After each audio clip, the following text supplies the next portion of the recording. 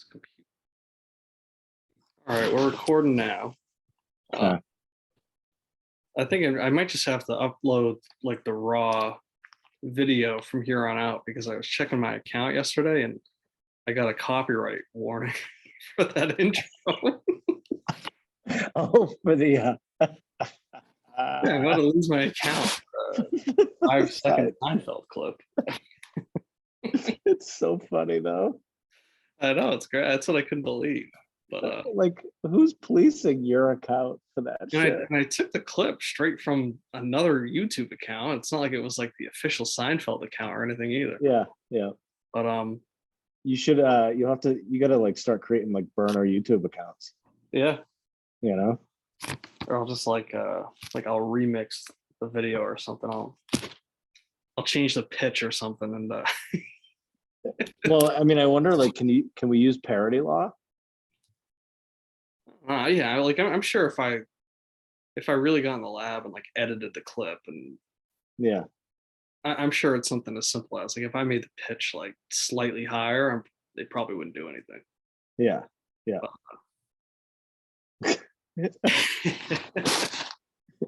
Right. It's just a video with like 6 views. It's like the two of us clicking on it multiple times. Yeah, it's like me clicking on the video to see how many views it has, and I'm just adding one every time. It's you and I got two each, and then one is like Bowen, and the other is like Zach Perry because I saw him comment. Yeah, exactly. So, all right, let's should we get into it? Right. So obviously broadcasting live from the lobby of the Aloft Minneapolis here. And where are you? I'm what's this town?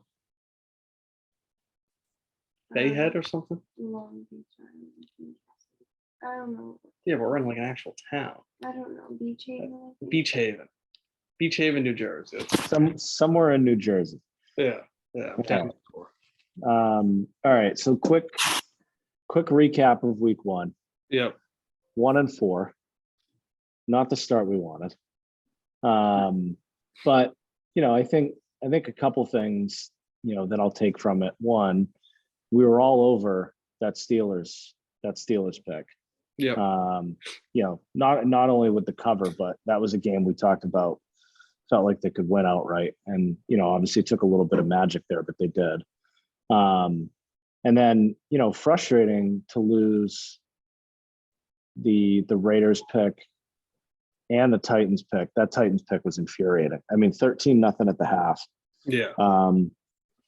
Up 7 late, and then they just completely fucking collapse. And I think the most frustrating part was the fact that they were 1 yard away from sealing the game, sealing the cover. Yep. They have Derrick Henry. Yeah. Run a tight end sweep that loses yards. Doesn't make sense. Yeah. And so the way I see it is like, I feel like I think we were robbed of a 2-3. Yeah.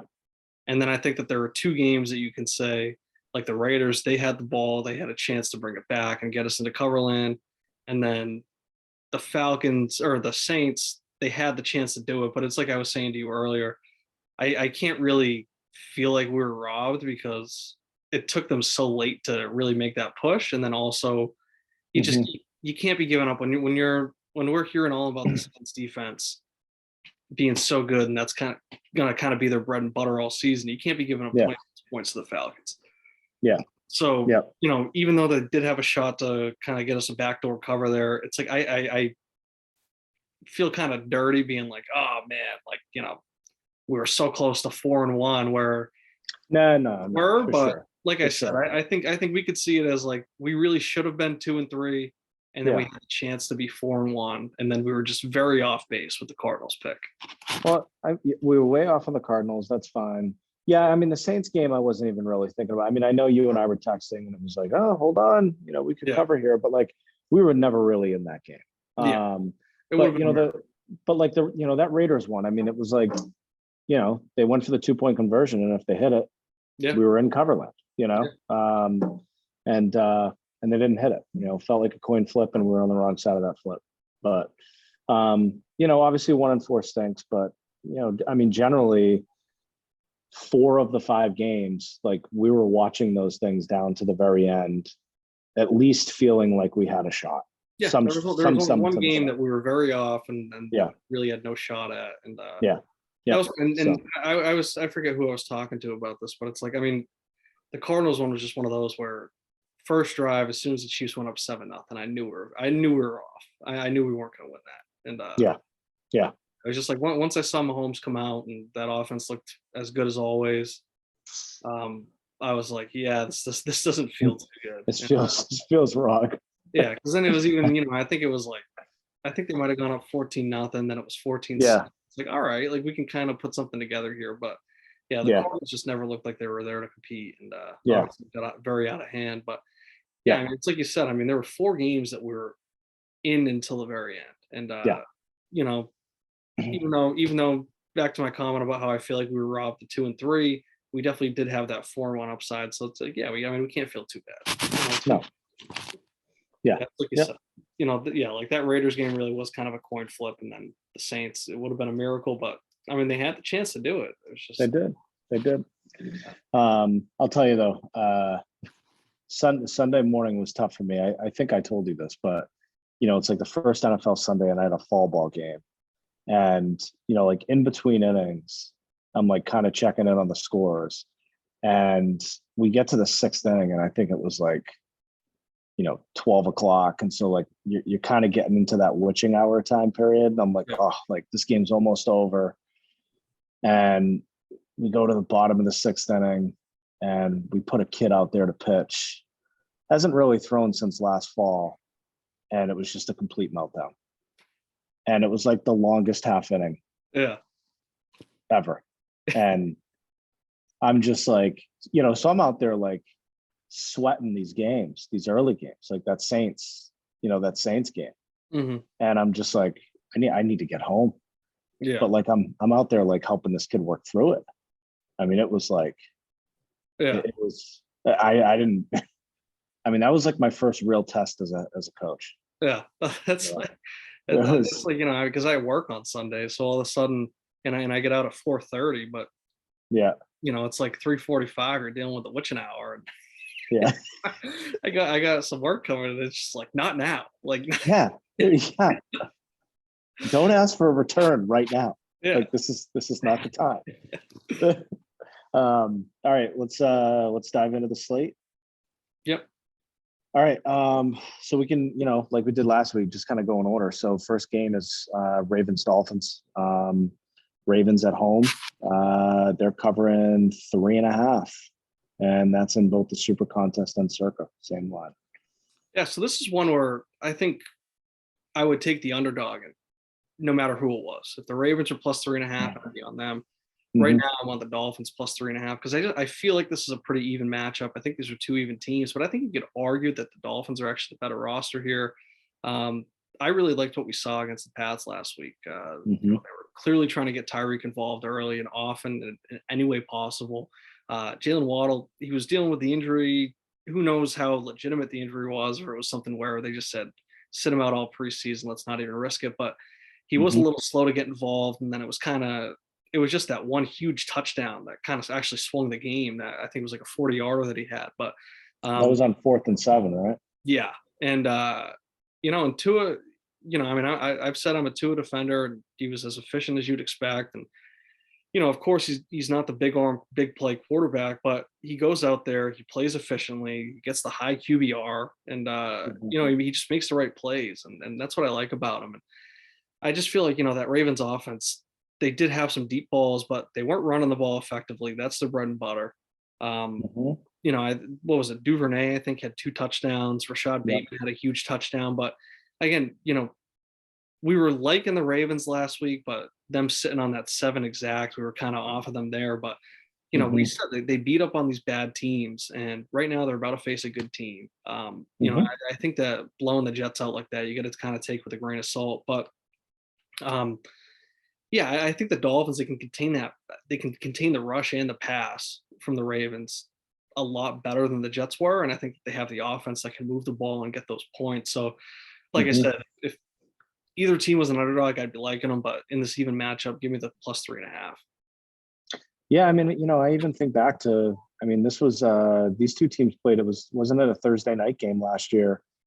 And Ravens went in as kind of a big favorite in that game. I think they were a popular survivor pick that week too. Yep. Because the Dolphins were down bad. Yeah, Ravens were an 8.5-point favorite on Thursday night, lost outright 22-10.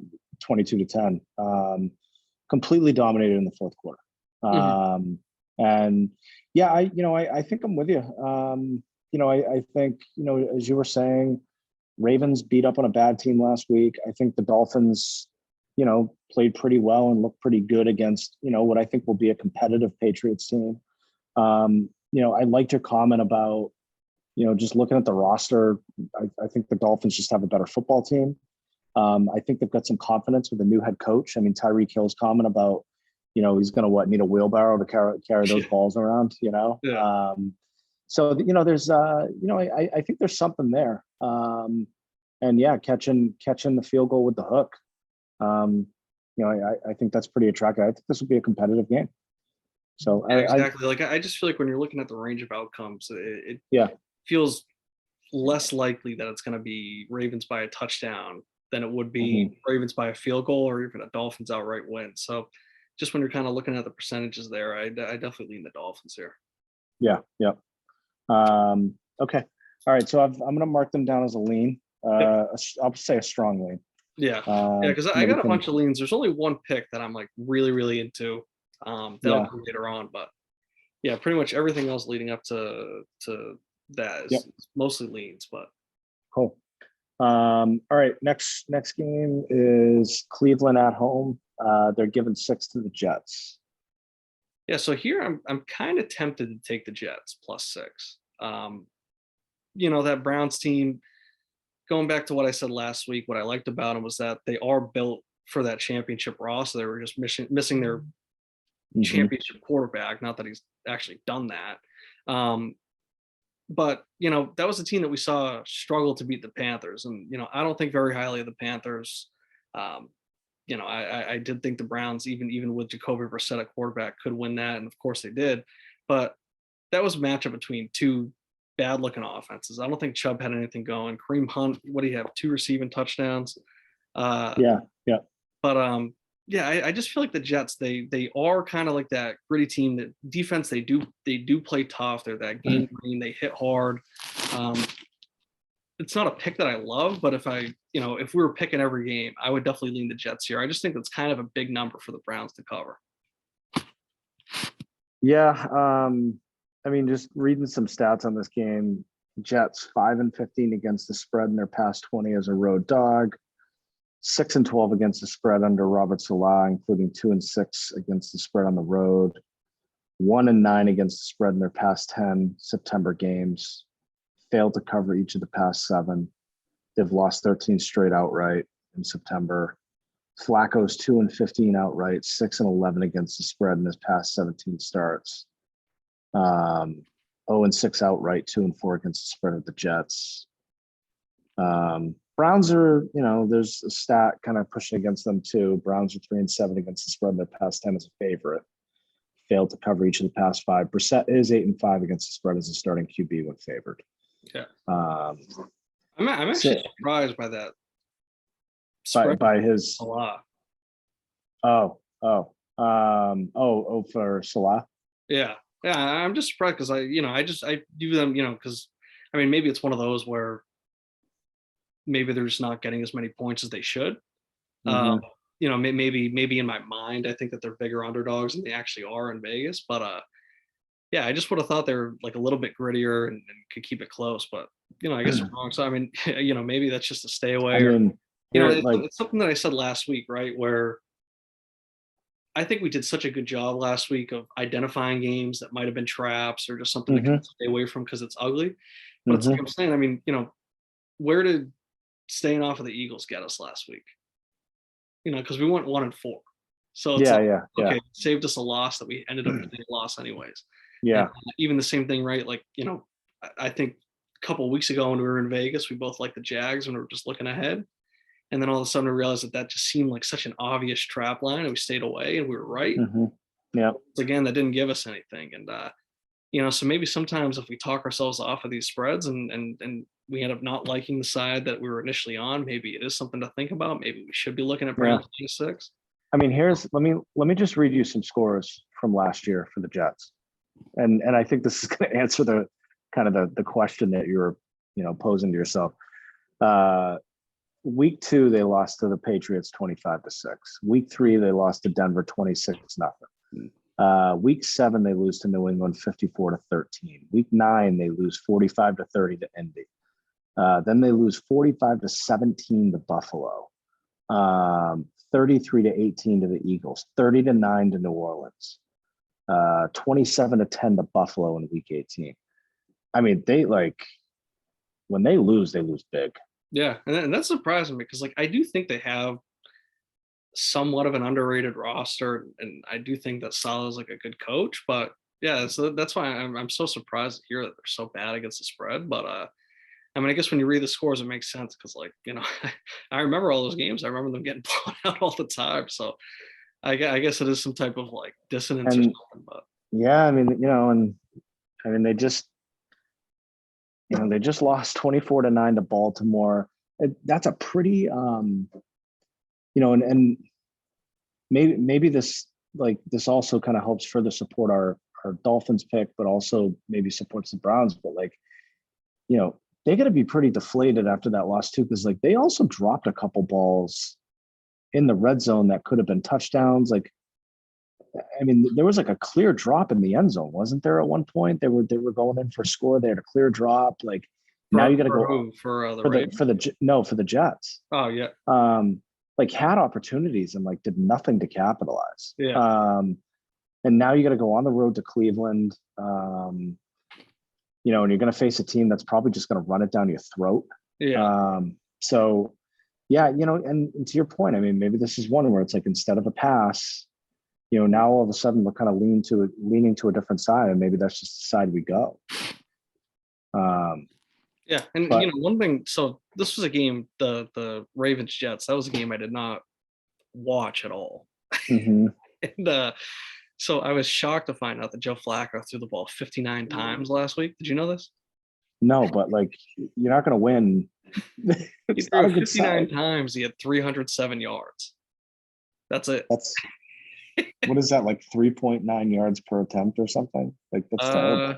What does that come out to? I think it's just over 5, right? Because it would be 60 going into 300. Yeah. But yeah. So it's they did that, and then you look, and it's Corey Davis had 6 catches for 77 yards, and he led the receiving room. It's everybody in that receiving room had between, I think it was 4 and 7 catches, and then 30 and 77 yards. Yeah. And, so it's not even they're leaning on one guy. I mean, you were saying that they had some drops, and what were you saying, drops in the end zone. So I mean, that could kind of be part of the story there, but it's you threw the ball 60 times, you scored 9 points. It's not good.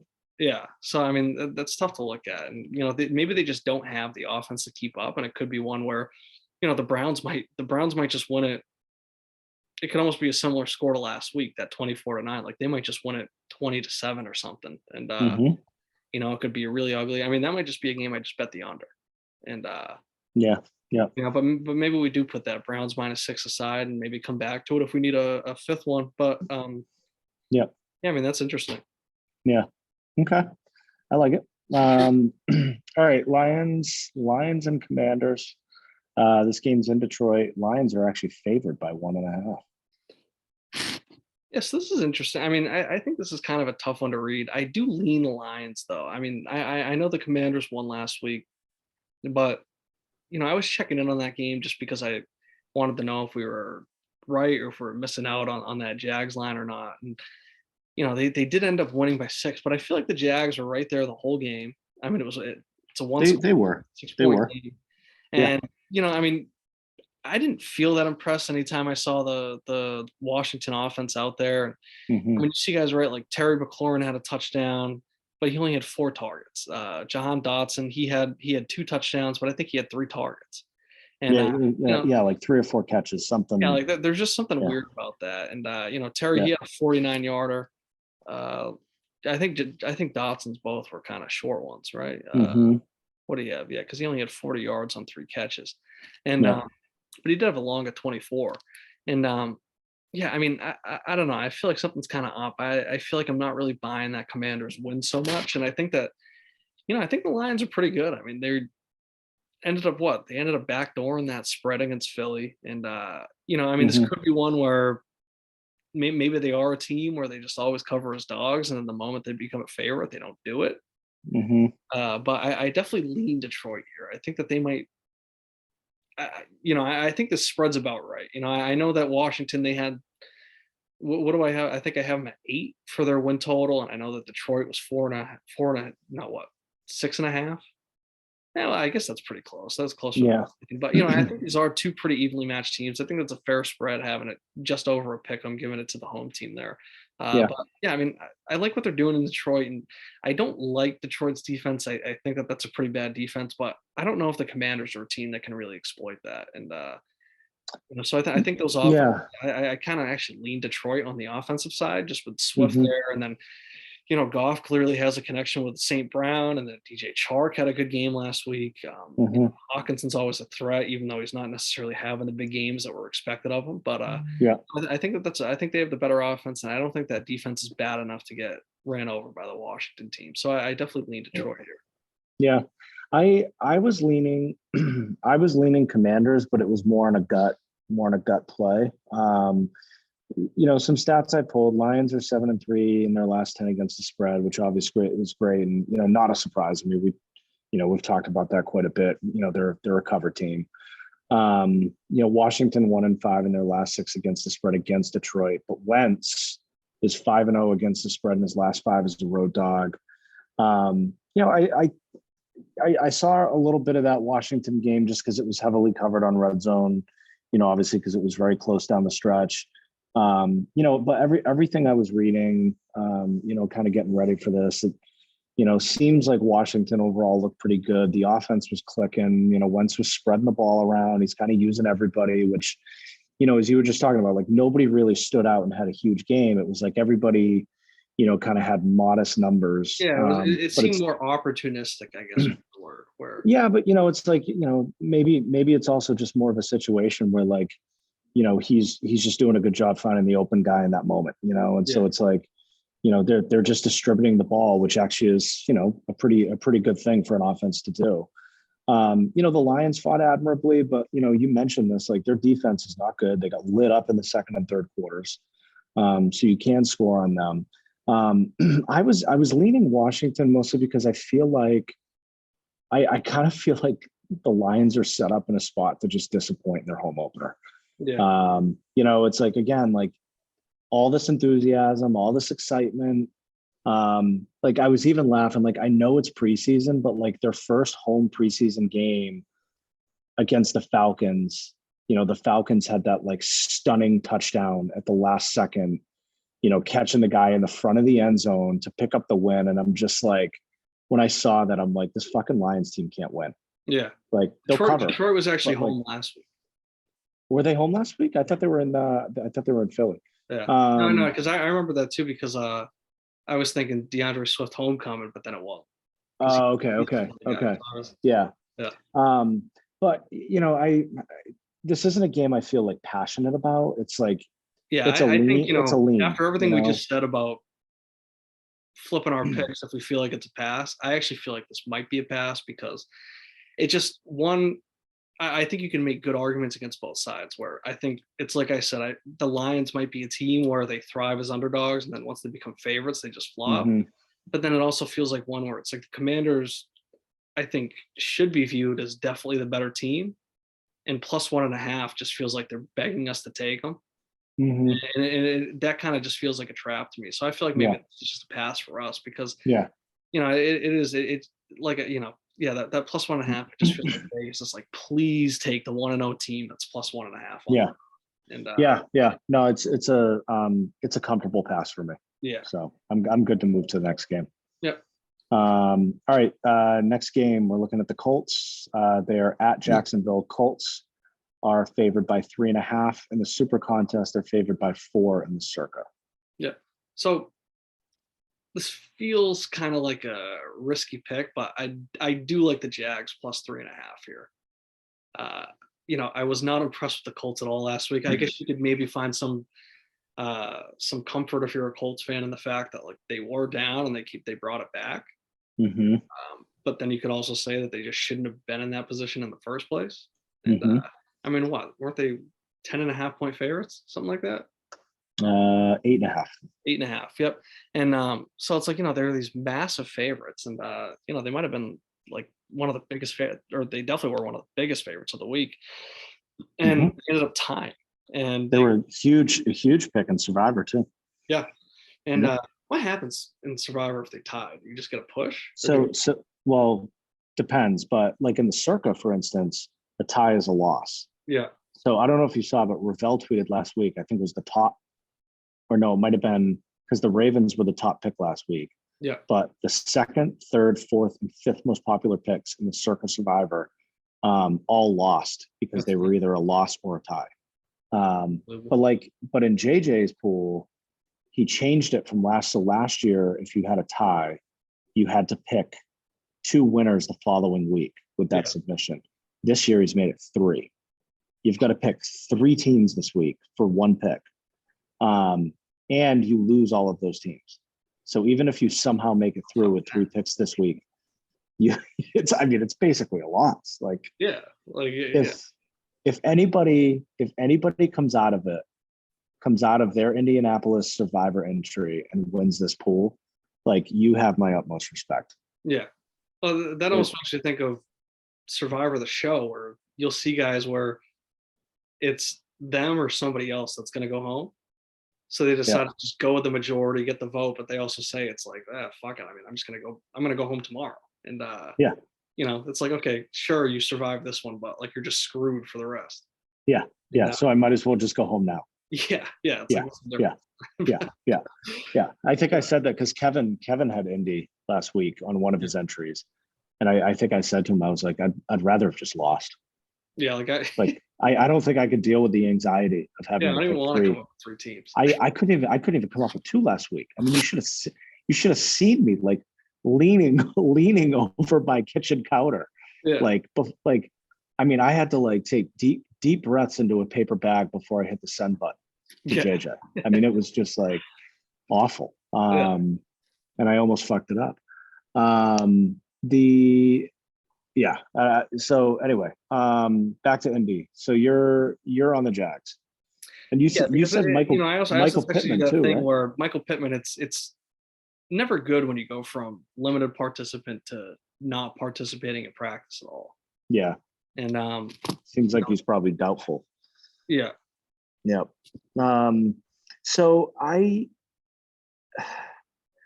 had a slight lean on the Colts, but like not really compelled. I mean, this was another game where I'm just like, I don't necessarily know that this is where I want to lay my head, but a few things.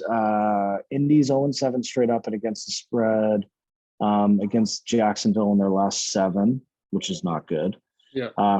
Frank Reich, interesting enough, and we talked about this last week, he's 0-5 against the spread in season openers. And I think the Colts in general, they were like 0 for their last 10 or something against the spread in season openers. But Reich is 4-0. He's like 4-0 or 4-1 the following week against the spread.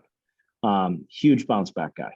Yeah. I did like the way that they came to life in the 4th. That was a massive comeback. They were down like 20-3. Yeah. It was another classic. It was, just a classic comeback. It was great. And I mean, frankly, they should have won that game, but their kicker is now unemployed. Yeah. So, I look at that as like, it's a team that got good momentum coming into this week. But Jacksonville, we just talked about them in the context of the Commanders game, but, they played well. They were in it down to the end. James Robinson, from everything, that people saw and have said, like, looked surprisingly good coming off the Achilles. So, that's a team. They got two really good running backs that they can lean on. And they're at home, getting 3 in the hook. But I don't know. I don't know. I don't know that I would feel confident with either side on this one. Yeah, I mean, like I said, I feel like Jags plus 3.5 is definitely a risky pick, but Yeah. I also look at that and it's like, I just feel like if you're kind of a square better, how are you not like seeing that Colts 3.5 and being like, I got to put And everything pounding it. Yeah. Yeah. because the Colts are so obviously the better team. So it's It's like that's just a line that jumped out to me because like I feel like it's too low. it's asking you to take it. Yeah. Yeah. Yeah. It's one thing to be like a low line, be like, oh, this is a steal, this is great value. And then it's another thing to just be like too low. And Mhm. obviously, I feel like I would personally list the spread just a little bit higher, but at the same time, I see that I'm like, maybe that is just a sign to take the Jags. And could be an ugly game, could be one that we regret. But yeah, it's just, if I have to make a lean on one side or the other, I mean, this wasn't one of my top 5 picks, but Yeah. just when I'm looking at it and I'm I it's just interesting to me because I wasn't too impressed with the Colts. I think Matt Ryan, I think he's old. I mean, he is, it's Did you see the ball that went to the Hall of Fame? His ball. no, So no. he's like the 8th guy to hit however many passing yards he's got. Yeah. So the Hall of Fame, they have like a deep archive record, and so they keep everything. And like if you play in the NFL, you have a record at the Hall of Fame. And like Jordan Todman has a record at the Hall of Fame, a file. And but so they put that ball in the hall, and it has like a number on it. For like, I'm assuming it's like an ID number or something, and it's number 283. So Stop. 23. Stop. That's unbelievable. He's How I mean, great is it? he's in 20, 30 years, he's going to go back there with his family and like go see his ball, and he's just going to continue to be reminded of that. Yeah, you can't escape it. It's awful. Yeah, It's awful. yeah, but yeah, I mean, this is a game that I'm not married to, but yeah, Yeah. I just lean in. No, So I think it's 3.5 just seems sketchy to me for the Colts. yeah, I think it's an interesting, the point you made about like the line almost seeming too low and like, thinking as a square better where you might go. Yeah, I definitely think that's an interesting observation. And, I could be convinced if I needed to like take the Jags here. But it's, it's a question of like, do we need to, yeah. I mean, it's not in my top 5. So yeah. if it's not in yours, then I feel like we Yeah. probably won't have to get to it. But Yeah. All right, let's go to the next game. So this should be a fun one to talk about. Yep. We got the Bucks at the Saints. Bucks are 2.5-point favorites. Yeah, so I think you were saying it. I think we're both on the Saints here, right? Yep. And I just think it's one of those where we just got to kind of maybe just follow that trend, right? Ever since Brady's come to the Bucks, he hasn't been able to Yep. beat the Saints. The only time he covered was in the postseason, and that doesn't really matter for us. Yep. Lattimore always seems to shut down Evans, and this year they don't have. I don't know if Godwin's going to be playing this week. I don't think so. Is he? Let's look and double check. I mean, he shouldn't be playing right now, anyways. That's No, that's what happened last year. Remember, he literally tore his ACL, and they were working him out on the sideline, having him run drills to see if he could go back in. Yeah. And then they brought him back out. They said, "Oh yeah, he tore his ACL." Yeah. Well, here's so. All right, let me just look. I'm just Googling Chris Godwin just to see what the news is.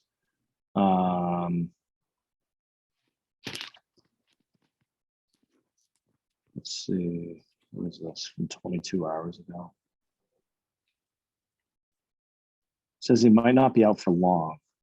It's more of a week-to-week thing. So I would say I just pulled up the injury report. I Mike hope Evans he's limited participation, but he's always kind of doing that. yeah. Russell Gage did not participate with a hamstring. Godwin did not participate with a hamstring. Julio did not participate with the knee. Donovan Smith did not. Who's out there? Who's Brady throwing to this week? So that's what I'm saying, because like Evans is going to be out there. Evans is questionable every week. Limited participation. He's going to be out there. He's going to be going against Lattimore, who always shuts him down. Yeah. And Evans sometimes makes up for it. He might snag a touchdown, but I mean, at this point, you got to address the trend, and Lattimore got to cover him. And I feel like we should just expect that to happen. So all of a sudden, Brady doesn't have Godwin, AB, and Gronk out there now catching passes Mhm. for him. He Yeah. has Russell Gage and Julio Jones, and they might not even be playing. Yep. So I feel like, they did come out and they had a good win, but they had a good win against a bad Cowboys team. And I think It was very workmanlike. It was like I felt like they left a lot to be desired in that game. because I mean, it was like once I saw that Cowboys starting lineup, right? I was kind of liking the Cowboys that game. I ended up not taking them. But I was like, is this a game where maybe you just kind of flip it and you take the Cowboys with the most money? And I ended up not doing it. But it was like once I saw that Cowboys starting lineup, I was like, thank God I did not bet on them because Mhm. I was very big on Jalen Tolbert, the rookie, and he had all these positive reviews in camp. They liked him after the draft. They liked him in OTAs. He was doing good in Mhm. practice, but then when he got out there in the preseason, he was getting like 7 targets, but he was only catching like 2 of them, and then he ended up being a healthy scratch. So now all of a sudden you're starting CeeDee Lamb, you're starting Noah Brown, Mhm. and a bunch of just random guys, and Yeah. it was a very bad team. And what did the Bucks win? What was it, 19 to 19 to 3. Yeah, so it's like, it was a good win, but it wasn't that I mean, it was a convincing win in that Mhm. perspective, but it wasn't convincing for me with the Bucks. And No, I mean it was it's like you said, they four left a lot of field things. goals. There were a lot of empty drives where it's like, that they might have gotten that first down with ease, and then Yeah. all of a sudden it was a 3 and out after that. Yeah. And the Saints seem to have their number. What I kind of like is that even though it's not Peyton there, it's Dennis Allen, but he was the associate. Is He that was the defensive coordinator. associate He was head coach? But he well, was he right was a there. So he knows the he- recipe too. So it's like yes, there's continuity exactly. there, and I feel like he can step in and just kind of do the same thing. And Yeah. I think right now we just got to kind of stick to that trend and maybe hope that it continues. Yeah. Yeah. I'm with it. Yep. So I got them as a pick. Cool. Okay. All right. Next game, we got the Giants at home, -2 against the Panthers. This is a stay away from me. This just the Panthers might be the team that I just stay away from all year. I don't know. Yeah. Like I said, I mean, maybe when Matt Rule gets fired, we bet on the interim coach. Mhm. But maybe that's just a team we got to get some data on, see what they really are. I mean, they almost came back and they almost won. Mhm. I definitely think Baker gets a bad rap. I think he's underrated compared to his perception. Mhm. Do I think he's a top 15 quarterback? Hell no. Yeah, he's a middle of the road. Maybe we could talk about the top 20. Yeah, he's a middle of the road quarterback. He's middle of the road. Yeah, I mean, I think this is an ugly game, and the Giants are coming off that big win, but if I had to pick a side, I'd probably go Panthers. I'd probably just fade the Giants coming off of that win last week. Mhm. Panthers get their win back. But yeah, this is a game that I don't really have a strong feeling towards either side. Mhm. Definitely a Panthers lean though, if we're making a pick on every game. I like the Giants here, actually. And it's what I wrote in my notes is like I don't have much like analysis per se, because I think there's not a lot in terms of trends that you can rely on. Like Baker's a new quarterback for the Panthers. Giants have a new head coach. Matt Rule's in his second season. But my general read on the game is I think the Giants are a high-spirited football team, playing with effort. They're coming off that huge win, seeing how they were in the locker room. After that, as 5.5-point dogs on the road, it's a game we got wrong.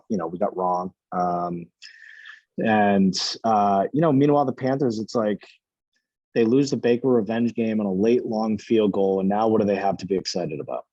Yeah. Nothing. Like now you got to go to New York and you got to play the Giants. Yeah. So I just kind of look at it and I'm just like, I got a team coming off a huge win on the road at home, feeling good. And you got a team who just lost what, was a big game for your new starting quarterback. And, you got punched in the face late in the game with a late field goal. And now you got to go on the road. And I just look at it and I'm like, you're inside of a field goal. I like the Giants here. Yeah. Yeah. I mean, I think that a good argument for the Giants too is that if Saquon's playing that way, maybe that is just something he can be able to maybe carry them and give them that. But I also do look Mhm. at it and I think, well, the Giants were one boneheaded play call away from losing that game and not even covering. and not covering. Yep, And that's then fair. also, if they didn't convert that 2-point conversion, they don't win that game. Mhm. And Daboll's getting killed in the tabloids and all that stuff, and everything. So it's like, there are a few instances where it's like, 1 inch difference on either play. Mhm. And all of a sudden we're looking at this Giants team a little bit different. So that's why just kind of based off of just, kind of like human factor and everything, I do kind of want to, I do lean towards just fading them off the loss or off the Mhm. win and Mhm. doing that. Cause like, I still don't think they're that great of a team. Daniel Jones was getting chewed out on the bench, just making horrible throws. I mean, he had that one throw in the end zone. I forget exactly what the situation was, but it was to the left side of the end zone. It was like that's when Daboll went over to him. He's screaming at him on the bench. He's like, Yeah. "What the fuck was that?" Yeah. And but I mean, Dabble goes from Josh Allen to that. yeah, and I mean, he's got to be losing his goddamn mind. And I mean, even things. It's like, I mean, Kadarius Toney, he's practicing with the third teamers right now. I think he's dealing with some injuries. They gave him like 2 touches last week. They're still running with Galladay. What's his name? The Oklahoma State guy, Sterling Shepard. Shepard, yeah. And he had that huge long touchdown, but it's like sometimes it's like, sure, at the end of the day he scored the touchdown, he got the yards, but it's like when you're breaking big plays like that, you can't rely on that every week. Mhm. And I mean, maybe this just can be passed on, because I think this is maybe 2 teams that we just got to kind of get some more data on and just kind of see where they're at.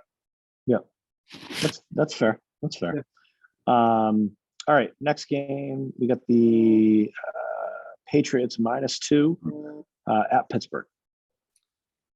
Yeah, so it sounds like Mac Jones, his back's fine. I think it was just some back spasms. He's out today, but they said that was just illness. He was practicing yesterday. I like the Pats here. I think it's another one, right? Steelers coming off a huge win. Joe Burrow threw 5 picks, and the defense could be feeling good about that, but at the same time, I mean, maybe I'd have to watch the tape, but was it 5 good interceptions, or was it maybe 1 or 2, and then Burrow just being boneheaded and rusty coming off of no preseason? That was the thing that we're looking at, right? I mean, all these teams that didn't run their starters in the preseason, they came out rusty. So, maybe you can kind of take that with a grain of salt. I mean, it took some just craziness at the end of the game for the Steelers to pull it off too. I mean, Steelers had that game lost, and then they missed the extra point.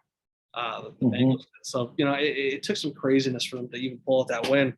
Obviously, once we got to the end of the game, they had the cover in hand. But I kind of like the Pats in the bounce back. I think there might be some overreaction to what we saw from the Pats last week. I think that non-call and the pass interference in the end zone that led to the interception, I think that's not getting talked about enough as far as what it did to flip the game. Yep. But I like the Pats to come back here and get a scrappy win. I mean, 2 points, you're asking them to just win the game pretty much. And, I like them in the spot. Yeah, I had Patriots as well. I think Trubisky's a guy that they can just eat alive. Yeah, I agree. And so a podcast I was listening to, they kept referencing, so I guess Kevin Cole from PFF has some sort of analysis he does in which he kind of gives like a truer score that's a representation, like based on stats, turnovers, maybe some non-calls that kind of flip the games like you were just talking about. And his analysis of the game is that the Patriots actually should have won last week 20-17. Yeah. Like based on how everything looks. Yeah, I mean the stupid score. I mean that was just a blown block. I don't know whose fault it was. I don't know if it was something that Max should have identified or if, I don't know who was in at left tackle at the time, if he should have just picked that up. But I mean there were just a few things, like I said, the non-call and the PI in the end zone that should have put him on the 1, and that would have been an easy touchdown there, first and goal on the 1. And then that stupid score inside the 5. Those are 2 huge plays that just flipped the game. Yeah. Yep. And a couple other things too that I'm looking at is, the Steelers, they really did hold on and luck out. I think in terms of how the end of that game played out last week. They have lost TJ Watt. Obviously great to hear he doesn't need surgery. Sounds like he's going to come back later in the year. But Najee Harris is banged up. I mean, it sounds like he's going to play, but I think it's going to be this like ongoing, what is it, like a LaFranc injury that Yeah, he's going to be dealing with, and that was the which is thing not, they were talking about. He had that in the preseason, I think. yeah, It was just made worse last week. yeah, yeah, He's a guy that's already not that efficient, and his value in fantasy just comes from his sheer volume. yeah, And I was saying this on the show I do for my fantasy league. I was saying how he's sometimes it's almost better when these guys just go on the IR, because then you can't play him. yeah. And when you have a guy like Harris, it's like as long as he's active and he's playing, you gotta start him. But then it screws your team, because all this thing's going to go out, get 2.5 yards per carry, have limited touches, and get you out nothing, and then he just absolutely tanks your team. And that could be what happens here, because it's like, I mean, if he doesn't play, then they're giving the ball to Jalen Warren, and I don't even know Benny Snell if he didn't get cut, and Anthony McFarland if he didn't get cut. It's like they don't have any depth behind him, and he did not play well last week. Trubisky did not play great last week. He did what they had to do to win the game, but he did not have a great game either. And I think that this is one where the Pats can come out, they can make a statement on defense, they can do what they have to do on offense, and just get the win. Especially at -2, I like just asking them to get the win here. Yeah. Yep. Yeah. I like it. I like it. I think the defense will have a good day. I think they'll run the ball well. Yep. And if it feels like it's going to be a solid formula to cover 2 points. Yeah. Yeah. So I like it. All right. The next game, I'm just going to tell you my notes for this game were I do not like this game. But it's the Rams at home -10.5 against the Falcons. Yeah. So I feel the same way. Maybe we could pass. And my one comment is I do lean Falcons at 10.5. If it was on the other side, if it was 9.5, I'd probably go Rams. But I mean, I think we got other games that we like more than that. Yeah, this is one of those games where if I had to make the pick, I would probably go Falcons with the points, because I mean, just from what I saw on opening night, like, we read about Stafford with the elbow injury. It sounds like it's going to be a thing that's going to nag him all season long. The offense looked out of sorts. Cam Akers is not what, I think a lot of people hoped or thought he was going to be. I mean, I think that making these Achilles guys look bad now, because he took away the excuse. I know. He kind of fucked. It's like when you're in college and everybody fails the test except that one asshole, and so you don't get the curve. Yeah. That the Rams team just like they looked out of sorts. Like they just didn't look good.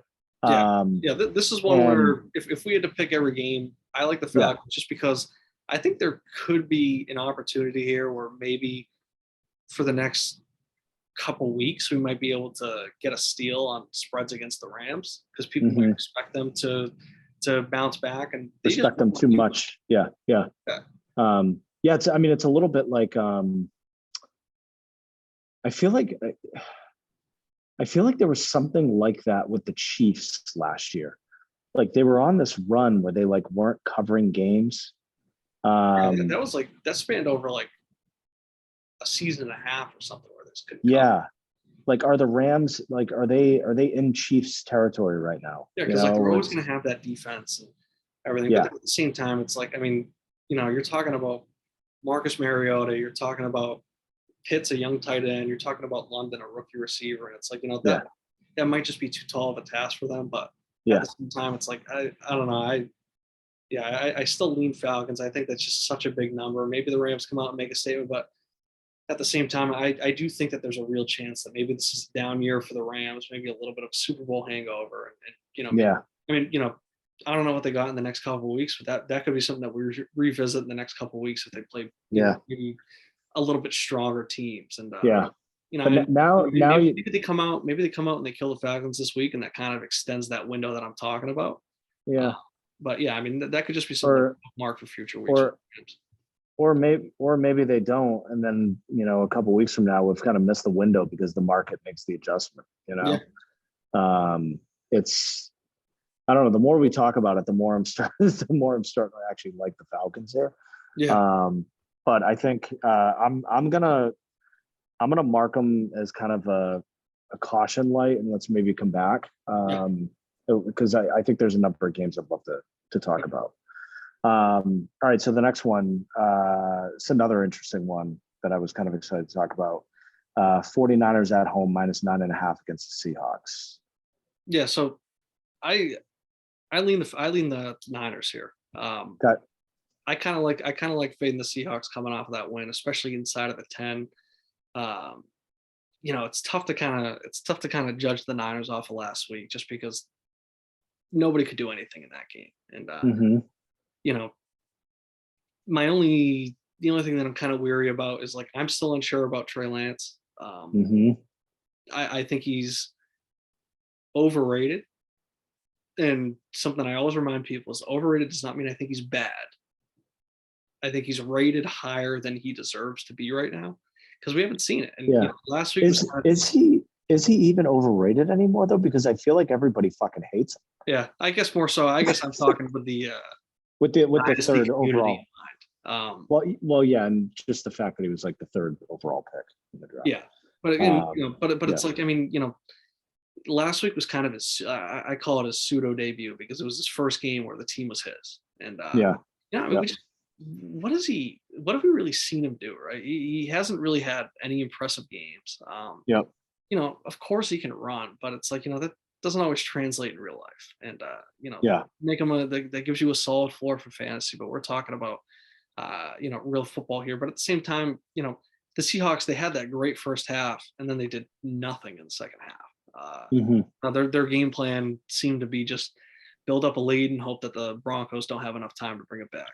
And, I mean, keep in mind too, like the Broncos fumbled the ball at the one twice. Yeah. And obviously it did happen, but if it didn't happen, like there's a whole different narrative coming out of that game.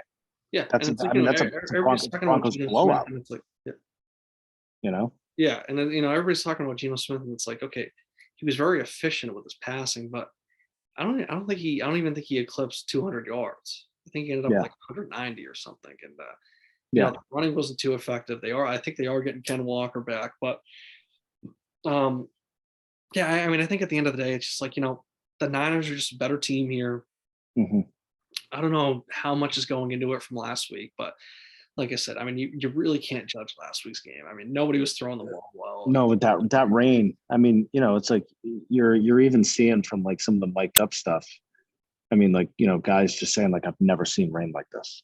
Yeah, I mean, it's like it's tough to even put your foot in the ground and make a cut. Yeah. So it's like you can't even run the ball. So Well, and that was another one too. And I'm gonna talk about this in a later game. Kevin Cole, PFF, same analysis. Bears should have lost that game by 8. yeah, So it's you kind of take that in. Interesting stat that I found today. Week 1 favorites of 6+ points that lose are 18-4 against the spread in week 2, and they're 8-1 in their last 9 against the spread. Yeah. General message there is good teams hate to go 0-2. Yeah. I do have concerns about the fact that Elijah Mitchell's out. Kittle's not practicing again. Don't know if he's going to play. Again, we still don't really know a whole lot about Trey Lance. Yeah. But I mean, could also mean that we're going to see Deebo Samuel get the ball more. They're probably going to have to find creative ways to get him the ball. And Shanahan's, a great offensive mind that's probably going to find. And they got Ayuk as well. And Ayuk, yep. I think that's look at where it's like they can kind of just make it happen, especially when it's just like for one game. If they're missing guys, they can find guys to step up. And I mean, you're still talking about. It's almost unbelievable that Mitchell got hurt because that's almost what people were expecting, right? Like the Niners RB1 gets hurt early in the season. Yep. And then, some undrafted free agent steps in and becomes their new starting running back. And, Jeff Wilson Jr. steps in yet again. Yeah. They got him, and then they got this other guy, Jordan Mason. Yeah. They got a great defense. Yeah. And they're at home, and again, like this is a team that I think a lot of people are expecting is going to be a good football team that's going to be contending late in the season. They can't go 0-2, and they Yeah, can't do it at home. What's you know? funny too is like, watching that game last week, it's like, I felt like DK was absolutely eating Mhm. because he had 7 catches, but he only had 36 yards. Oh yeah, And yeah, and Lockett at 28, Will Dissly, he led the team with 43, but 38 of those yards came on 1 touchdown. And yeah, yeah. Geno Smith threw 20. He was 23 to 28, which is great, but he threw 195 yards. Yeah, yeah. And the rushing was just okay. I mean, Rashad Penny 5 yards per carry, but he only got 60 yards. He only got 12 carries. And Mhm. I just feel like the Seahawks, they got their emotional win, and then this is in some ways a bit of a letdown spot for them. Mhm. So And inside of that, what's that? Geno's 9-0 against the spread as a starter, and it's a little bit like a guy at a roulette table who's been betting black and it keeps coming up red. Yeah, and this is At when some point, it's got to be black. yeah, or it's almost like the thing too, where it's like if I go on like a Premier League hot streak, and I show it's like the moment you start posting your bet slips or something, saying I got this big win, so somebody says, "Oh, what's the next pick?" Then you give out the pick, and you realize you're not an expert. Yeah, It almost feels like that, and yeah, everybody's in on him. You had the quote, people wrote me off, I didn't write him back, all that stuff. yeah, yeah, it's like, okay, he played okay, like yeah, yeah, yeah. back to like like he's still gonna get replaced, and again, he played okay, and again, he was the beneficiary. They were the beneficiary of 2 fumbles on the one. Like, I mean, yeah, I mean they were very lucky to come out of it. And they not only were they beneficiaries of 2 fumbles on the one, but I mean just absolutely egregious play calling at the end of that game. Yeah. I mean the head coach came out the next day and said, "Yeah, looking back, probably not the right call." I mean, that's how bad that was. Yeah. You never see coaches walking back. Yeah. So I mean, the more we talk about it, the more I actually love the Niners. Yeah. No, I agree. It's become a love pick for me. So I've colored them in green. Yeah. Okay. Let's move on to the next game. So we got the Bengals at Dallas -7. I feel like everybody's going to be jumping on the Bengals here. I'm gonna give you one reference point too. That makes me lean Cowboys here. Is last year, I think it was a Sunday night game. Dak was out. Everybody jumped on Minnesota -4. And the Cowboys won outright. Yeah. With Cooper Rush. Yeah. And I feel like this is just like, I'm not saying they're going to win outright, but I mean, they're getting a whole 7 at home. Yeah. I think for us, this might be a pass. I think this might be something we keep an eye on the line in real life. And if we can see, if we can get that north of 7, I think maybe we hop on the Cowboys. Yeah. But I think for us, I think we have enough here that maybe this isn't a game that we want to put our It's more of a don't bet the Bengals pick. I feel like everybody's going to see that Bengals by a touchdown, be like they're going to blow them the fuck out. Yeah.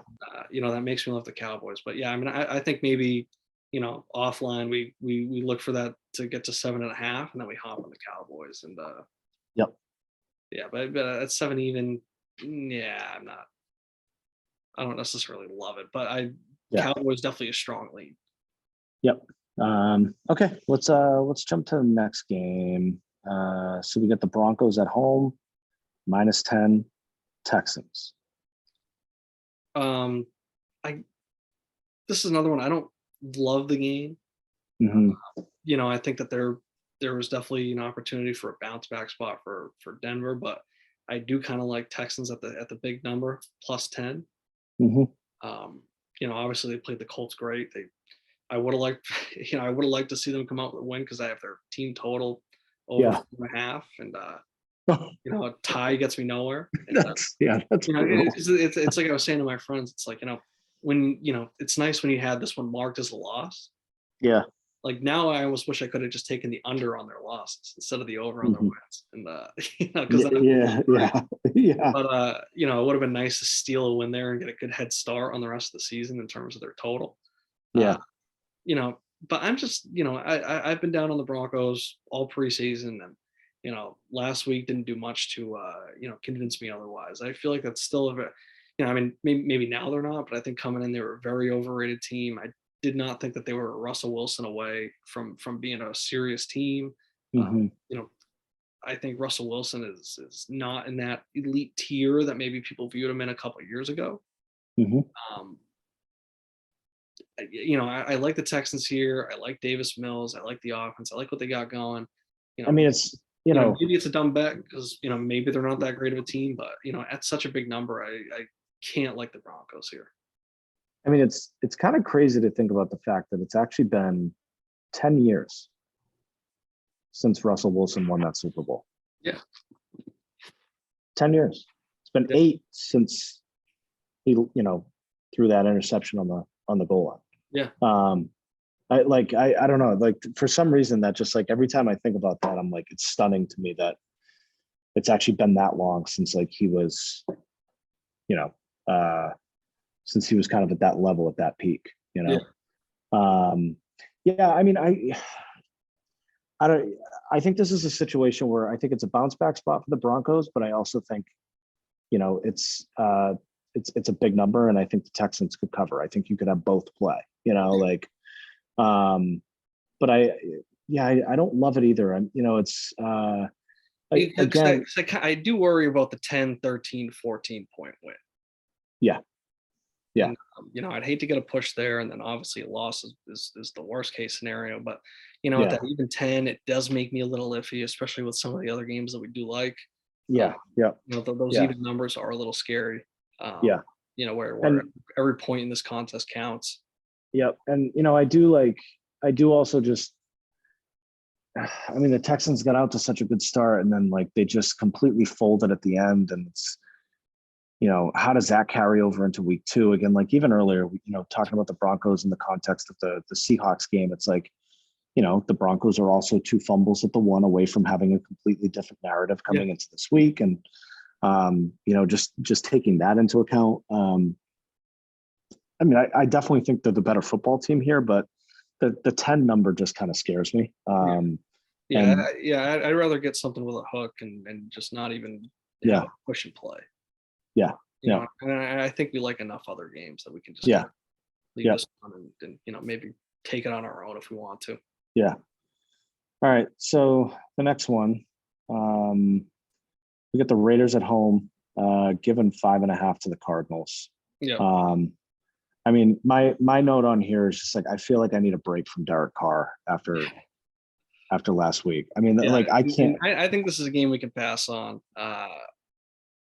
Because I can't take it. Yeah, I can't. And I think this is just a game that's maybe impossible to read because I mean these are 2 teams that I like.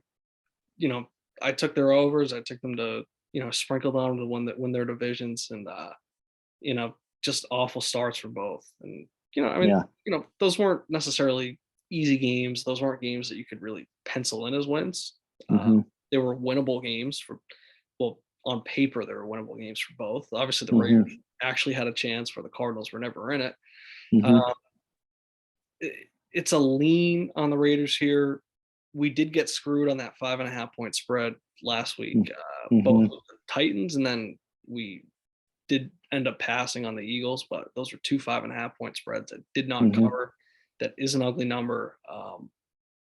So maybe this is just a pass for us because I think the Raiders are the better team here. I think giving that many points is appropriate for them, but at the same time, like you said, I mean, maybe we got to see it from both teams first.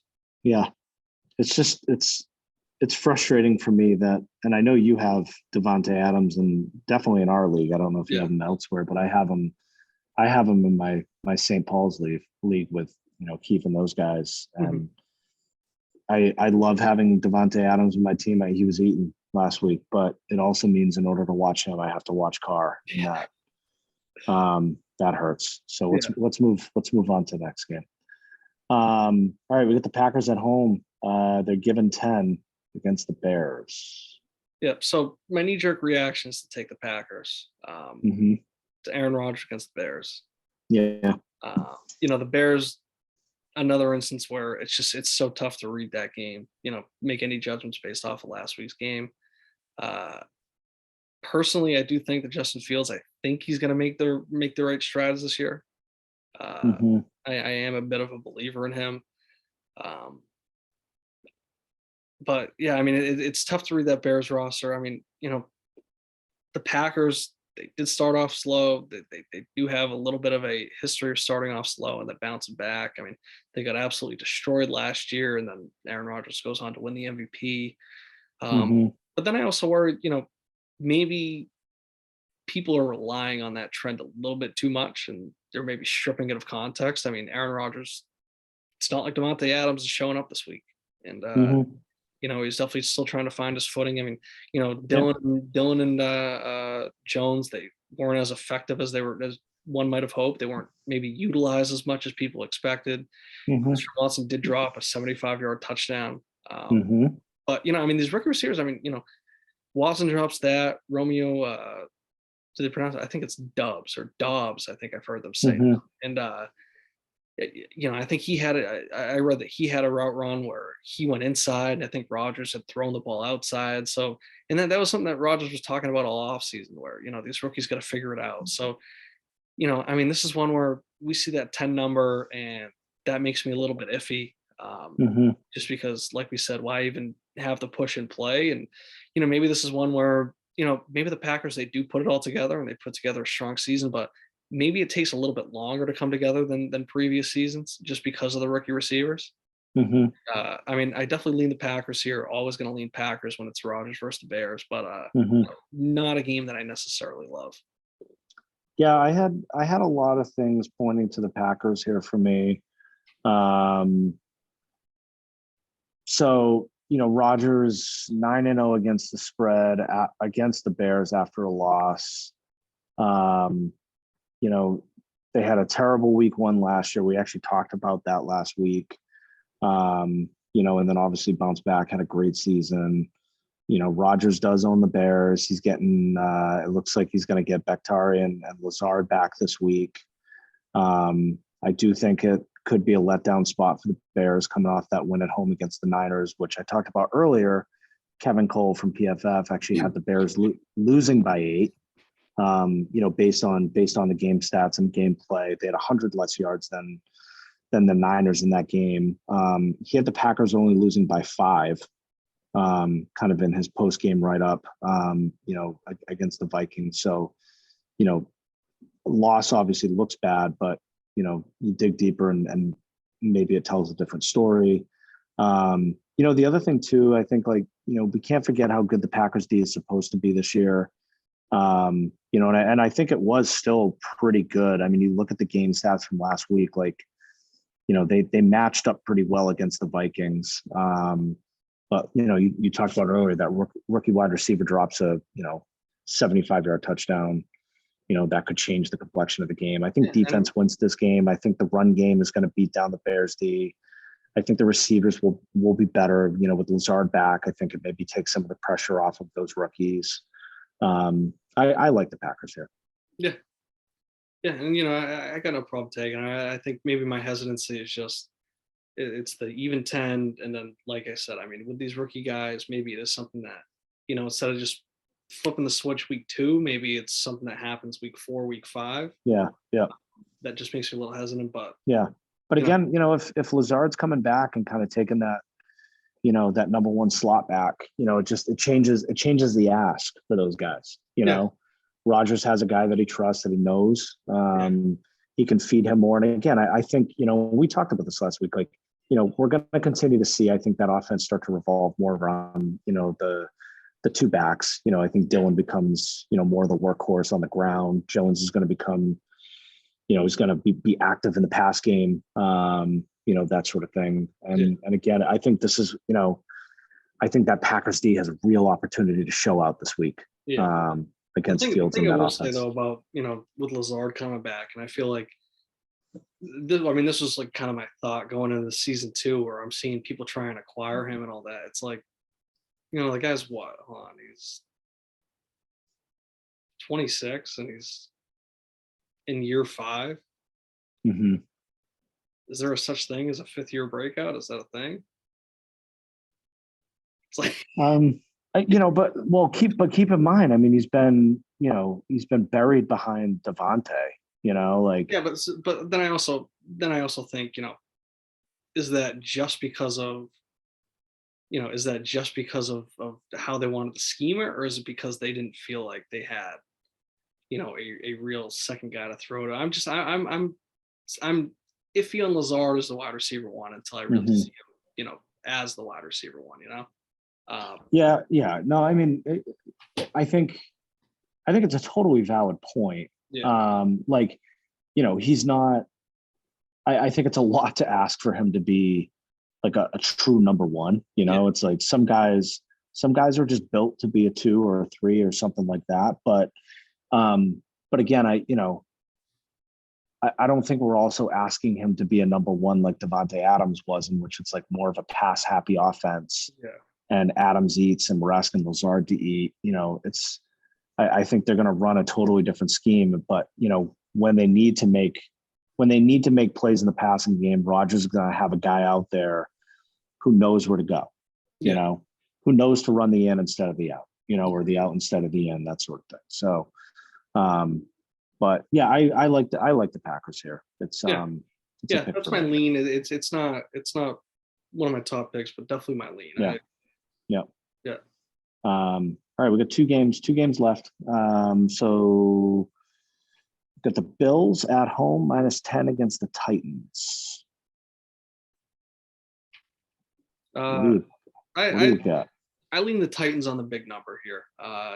Not a strong lean at all. I don't know. I just kind of look at that, and that's just one of those. It's kind of a fishy line to me. I know the Titans, they ended up losing last week to the Giants and all that, but I just feel like their style of football, if they can control the ball, I think they can just kind of keep it close just based off of how they play.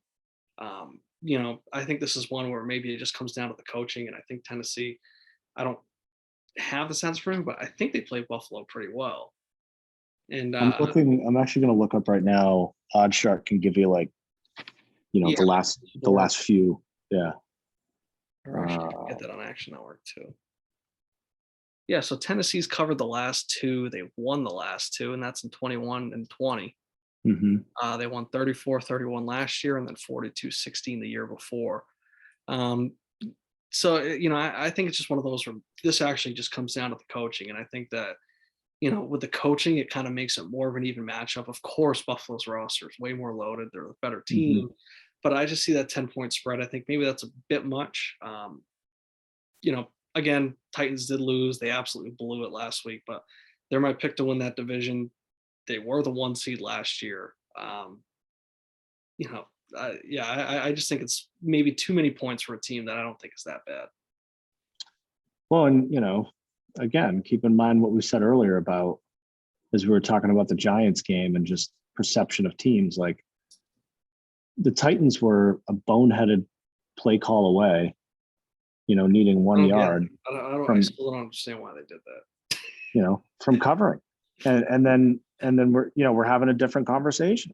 It's, and I think. And that could kind of be part of it too. There could be a bit of an overreaction. People see that. Oh my God, the Titans are so bad. They lost to the Giants. Hammer the Bills, and I just think it's when the Bills, and the Bills look so great, in that opening night against the Rams, but like they also kind of didn't. Like early in that game, like they didn't look that good. Yeah. I mean, it was like that. I mean, that was a really sloppy football game in the first half, at least. And then, I think it went under, right? It did, yeah. But it also, it went under because the Rams didn't. I mean, they didn't put up shit, but But I also wasn't necessarily blown away by the Bills. Just it was like 10 at half. Yeah, it was a pretty underwhelming half of football. I thought you made a good point earlier too about just the Titan style of football, like especially with a guy like Derrick Henry. They can just fucking ram the ball down their throat, run the clock, kind of just slow the pace of the game down. You put a drive together with a few first downs, kind of keep that Bills offense off the field. It just slows down the pace. And I feel like you start to take the Bills into a different style of football where, maybe they're not as comfortable. And I think it at the very least prevents the Bills from being able to bust the game wide open, you know? So yeah, I think the Titans with the points could be a bit of a sharp pick here. Yeah. Just given kind of the surface level optics of this matchup. Yeah. So I think it's an interesting lean for us to look at. Yep. All right, let's talk about this last game, and then we can kind of do an evaluation and kind of see where we're at. Yeah, 'cause I think we've got a lot that we kind of got to sort through. So yeah, we've got 3 that I think we're pretty firm on. yeah. And then right now we've kind of got 4 games I have marked that. Yeah, I was gonna we're say I had strong. 7 total marked down that we have. Yeah. At least, So this last one, we've got the Eagles at home. They're giving up 2 points to the Vikings. So this is a pick that I love. We don't have to, doesn't have to, we don't have to use it, but I think that kind of like what I was saying about the Rams, how this might be the window to fade them before people kind of realize they might not necessarily be that this year. Mm-hmm. I kind of feel the inverse of that with the Vikings. I think this is an opportunity to buy low on them before it's too late, and they're really viewed as a contender. Love the Vikings +2 here.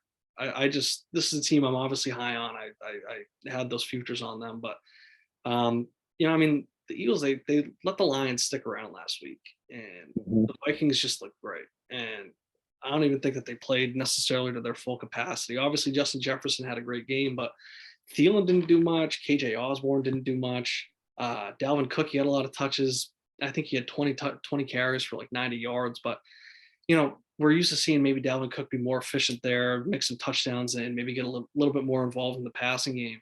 And I think that there's still a lot that they can do to kind of unlock it. I feel like we saw everything from the Eagles last week. Miles Sanders was scoring touchdowns. Boston Scott had touchdowns. A.J. Brown had like 200 yards.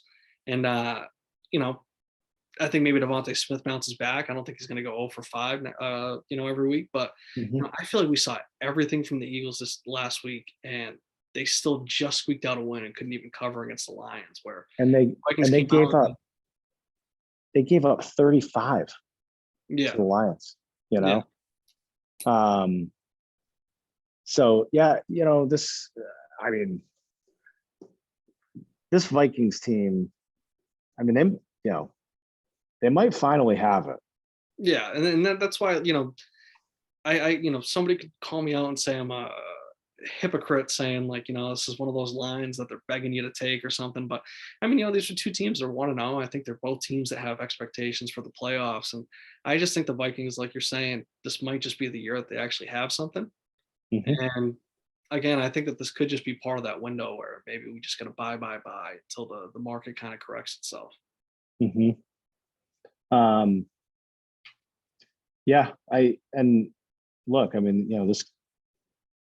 This could be a game where it's like a 27-24 Vikings win. Yeah. Actually that's my prediction. It's a 27-24 Vikings win. Yeah. There you have it. Yeah. Actually, you know what I want? I'm going to have you do, because you can get pretty good odds if you pick the exact score, right? Yeah. I'm going to have you look up those odds. Okay. I'm just looking at the box score. It's like, they had Hurts had 330 total yards in the air and then rushing. They had 2 90-yard rushers. Sanders had 96. Jalen Hurts had 90. Gainwell was 5 for 20. A.J. Brown had 150 yards. Goddard had 60 yards. It's like, I feel like they just threw everything at the Lions, and they only won by 3. And again, I just think this Vikings team is very legit. Not only are they getting 2 points, I think that they can win the game outright. Okay. All right. Well, we have a very, very strong lean possible love, kind of a love there. So, all right, let's go back and recap here what we got. Flash. All right, thank you. All right, so the games I have marked down, I had the Dolphins plus 3.5 against the Ravens as a strong lean. I had the Browns -6 at home against the Jets as a lean.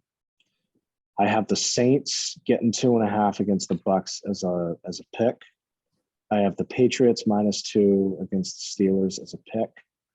I have the 49ers -9.5 against the Seahawks as a pick. We got strong leans for the Packers and Titans. Packers given 10 against the Bears, Titans getting 10 against the Bills. And then we had a potential love here. It's a love with the Vikings getting 2 points. Yeah. So I feel like with the Saints, Patriots, 49ers, and Vikings, felt like those were kind of 4 picks. Did I miss any games? Did you have anything else marked down? No. Just the Falcons, but that was just one that we kind of checked off just because we were kind of I don't think we're gonna use. Yeah, we were kind of talking about like that Chiefs window. Yeah. With the Rams. But all right. So do we feel like we've got 4 picks and now it's a question of Dolphins, Browns, Packers, and Titans? Hold on, let me write this. So Saints -2.5. You said Pats -2, right? Pats -2. Niners -9.5. We actually have a better line at the Circa. They're -8.5. So we're a point better at the Circa. nice. And then Vikings That's good. +2. Vikings All right, +2. So now we're looking at what? Miami, Cleveland, Yep. Atlanta, Houston, Tennessee. Those are the last ones. Yep. Oh, and then Green Bay, right? Yeah. For me, I'm between Miami and Tennessee.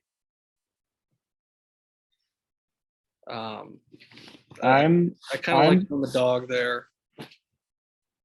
Yeah. My initial reaction was I was between Miami and the Packers, but I think I love Miami more. But then I keep coming back to this Browns game and just thinking about what we were talking about with the Jets and just like how bad they maybe really are. Yeah. And like looking at some of those scores, over the course of last year, obviously last week, losing by 18-21. Yeah. And just feeling like this has the recipe of like the Browns running for, over 200 yards as a team and just completely beating them down, demoralizing them. And it's another 24-6, 24-9, type result, even 24-13. I can kind of get behind I think it's an ugly pick, but I think maybe an ugly pick is what we need. Yeah. Yeah. I do like that Dolphins pick. But there's an element where it's like, we're picking a team we believe is good, but they're going up against another really good team. And I feel like there's higher variance there. Whereas it's like, we're picking a Browns team that, and you said this earlier, it's like, they kind of have the makings of like a strong contender. They're just missing, they're like top quarterback right now, but they still have the foundation in place with that run game. And I feel like the odds of taking a decent team against a really bad football team maybe has a lower variance in terms of result versus, I agree Dolphins. because, the Ravens could always just come out, play a strong game. They could get the ball first and start dominating the clock and time of possession. Or it's like, it's a close game. It's a tie game at the end and, they score a touchdown to win it. Or, they go into overtime and, they score a touchdown to win it and they win by 6 and they cover. And, it's like, well, fuck, we're in this game the whole time. And then we lose an OT on that, it's, Fuck it. Let's Some- go to the Browns then. I kind of, the more we talk about it, I do like. I think the ugly pick is what we need. I like it. Let's get dirty. Let's get dirty this week. Yeah. Okay, so we've got Browns -6, Saints +2.5, Patriots -2, 49ers -9.5, -8.5 at the Circa. I should note, actually, this is worth noting, that Browns pick, they're -6.5 at the Circa. So we're giving up an extra half a point. But I think we're looking at this game as a I'll take that. I'll take that. Yep. And then we get the Vikings +2. Yeah, but no, I agree because I think when you look at the other picks we're talking about, right? It's like, Tennessee +10, they're still playing the Bills. And, we did just see the Bills dominate the Rams, and, it could just be more of that. It could be an all season thing with them. Even, Houston, they are going against the Broncos and Russell Wilson. It could be the bounce back spot for them. And then, for the Packers, I'm just uneasy on them just because, like, maybe I just see it a little bit more. And, so what I was saying earlier, I think that could be a thing where, maybe we were just looking for them to click in a couple weeks, and then we saw the Packers and and all that. And no, I think this is a good 5. And and then same thing. I totally agree with what you said about Miami, where it could just be a tie game and touchdown wins it. You'd hate to lose on that. Oh yeah. But, let's take the Browns against a shitty team and and go for it. I like it. Yeah, and it's a Browns team at home. Yep. So okay, cool. All right, well, I will. I'm gonna go to my room, put these picks in, and go to bed. All right, sounds good. All right. I'll see you later. Yep, I'll see you. All right, bye.